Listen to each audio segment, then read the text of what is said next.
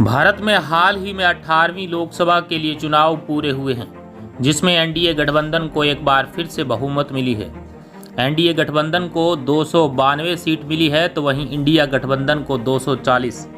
पिछली बार जहां भाजपा को अकेले ही बहुमत मिल गया था, लेकिन इस बार सहयोगी दलों के सहयोग से सरकार बनानी पड़ रही है, जिसमें बिहार के मुख्यमंत्री नीतीश कुमार की पार्टी जनता दल यूनाइटेड और आंध्र प्रदेश के चंद्रबाबू नायडू की तेलुगु देशम पार्टी का बड़ा योगदान है।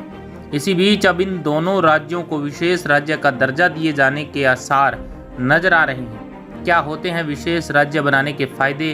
कैसे मिलता है विशेष राज्य का दर्जा? भारत में फिलहाल कितने राज्यों को प्राप्त है ये दर्जा?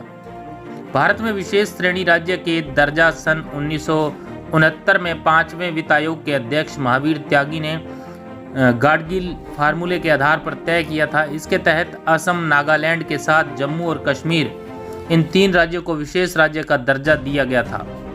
गाडगिल फार्मूले के अनुसार इसका आंकलन करने में सामाजिक, आर्थिक और भौगोलिक परिस्थितियों को मद्देनजर रखा गया था।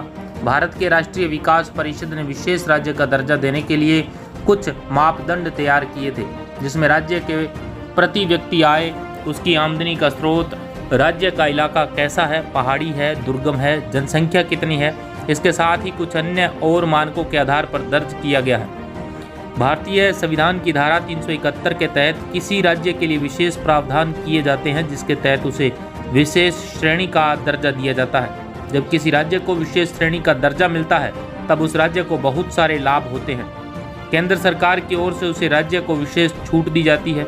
इसके साथ ही अन्य राज्यों के मुकाबले में ज़्यादा अनुदान दिया जाता है। सरकार के बजट का कुल 30% हिस्सा इन्हीं राज्यों पर खर्च किया जाता है। इन राज्यों को दी जाने वाली राशि अगर एक साल में खर्च नहीं होती तो अगले साल के लिए कैरी फॉरवर्ड हो जाती है। वहीं सामान्य राज्यों में ऐसा होता है, अगर वहाँ राशि खर्च नहीं होती तो वह राशि लैप्स हो जाती है, यानी उसे आगे नहीं ले जा सकते। भारत में फिलहाल 11 राज्यों के पास विशेष श्रेणी के राज्य का दर्जा हासिल है। इन राज्यों में अधिकतर राज्य पूर्वोत्तर के हैं, जिनमें मेघालय, मणिपुर, मिजोरम, सिक्किम, त्रिपुरा, अरुणाचल प्रदेश, नागालैंड और असम है। तो वहीं पहाड़ी राज्यों में उत्तराखंड, जम्मू कश्मीर और हिमाचल प्रदेश शामिल हैं। ब्यूरो रिपोर्ट, विश्व सेवक समाचार।